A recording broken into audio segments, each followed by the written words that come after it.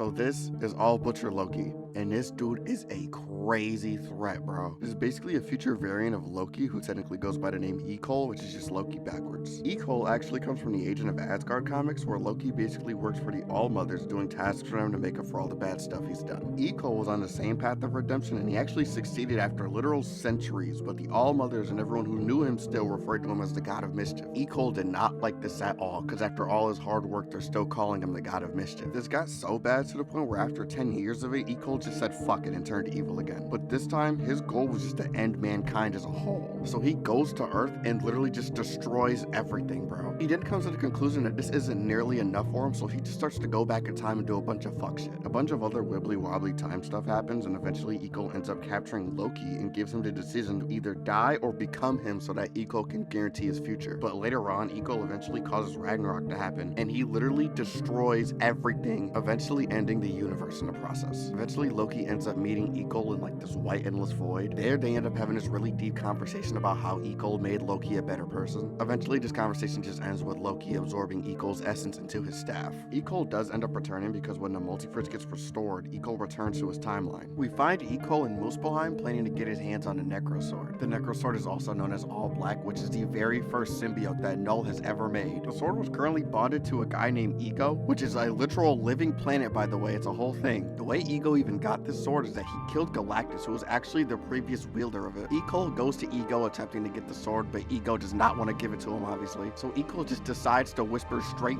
bullshit in Ego's ear for 100 years straight. And this literally makes Ego go insane. Like, he cannot take it anymore. He literally gives up and gives Ecole the sword. Ecole actually ends up bonding with the sword, and he becomes Loki the All-Butcher, bro. And this panel is so cool, by the way. To test this new power out, Ecole literally one-shots Ego, bro. After this, Ecole just decides to go on a straight conquest of destruction, bro. He decides to go to Asgard to fight King Thor, and this fight goes fucking crazy, bro. They're blowing up parts of Asgard and everything. They take it to space, and they fight so hard that they extinguish the fucking sun, bro. Gore does eventually show up and takes the Necro sword from Ecole, but Gore does eventually lose to the two brothers, leading to Ecole deciding to sacrifice himself to rekindle the sun. Now, he wasn't the All-Butcher for long, but I genuinely think if he stayed in this form, he would have ended up destroying the universe, bro. Like, this dude was cracked.